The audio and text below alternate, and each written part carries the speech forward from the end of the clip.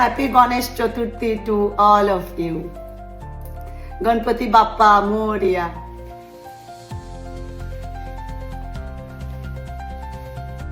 Hello everyone, আমি রানী from the Netherlands. আমি আবারও ফিরে এসেছি শাড়ির একটা ছোট্ট টিপস নিয়ে। যারা ধুতি স্টাইল শাড়ি পরতে পছন্দ করো তাদের জন্য আশা করি এই টিপসটা খুব উপকারে আসবে। ধুতি স্টাইল শাড়ি পরে কি করে খুব সহজে বাথরুম ইউজ করা যায়। আমি সারাদিন আজ মন্দিরে ছিলাম আর আমি কি করে বাথরুম ইউজ করেছি সেটাই তোমাদের সঙ্গে শেয়ার করছি। আমার মনে হচ্ছে এটা খুব উপকারে আসবে তোমাদের। তাহলে চলো দেখাই। আমি এই যে ধুতি স্টাইলে শাড়ি পরেছি বা মহারাষ্ট্রিয়ান স্টাইলের শাড়ি এরকমই পরা এরকমের হয়।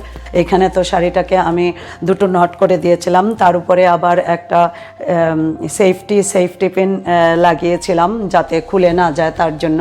তো এটা নট খুলে বাথরুম করা সমস্ত কিছু খুলে যাবে, সেটা আমি করিনি। কি করে করলাম সেটা দেখো। তো আমি দেখো এখানে কি করে বাথরুম ইউজ করেছি। এই যে প্লেটগুলো আমি বানিয়েছি ওগুলোকে আমি একটা সেফটি পিন দিয়ে আটকে দিয়েছিলাম, যেমন আমি দেখাচ্ছি কিভাবে।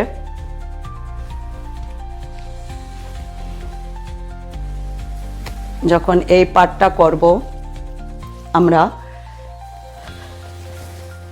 এইদিকে নিয়ে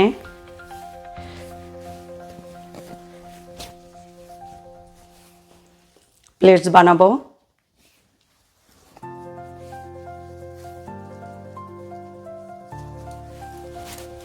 তারপরে টাক করার আগে প্লেটসগুলোকে একটা সেফটি পিন দিয়ে এখানটায় আটকে দেব, তাহলে সবগুলো প্লেটস একসাথে থাকবে। তারপরে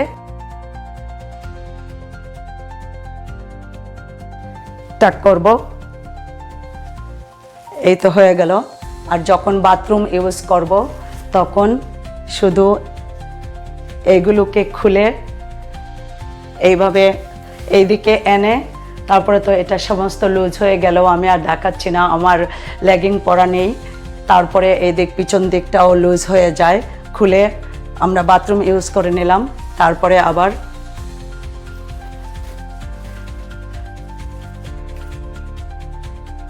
টাক করব। তাহলে দেখলে কত সহজে আমি এটা করে নিলাম। আশা করি তোমাদের ভালো লেগেছে। যদি ভালো লেগে থাকে ভিডিওটা লাইক করো, শেয়ার করো, কমেন্ট করো কেমন লাগলো। সবাই খুব ভালো থেকো। টাটা।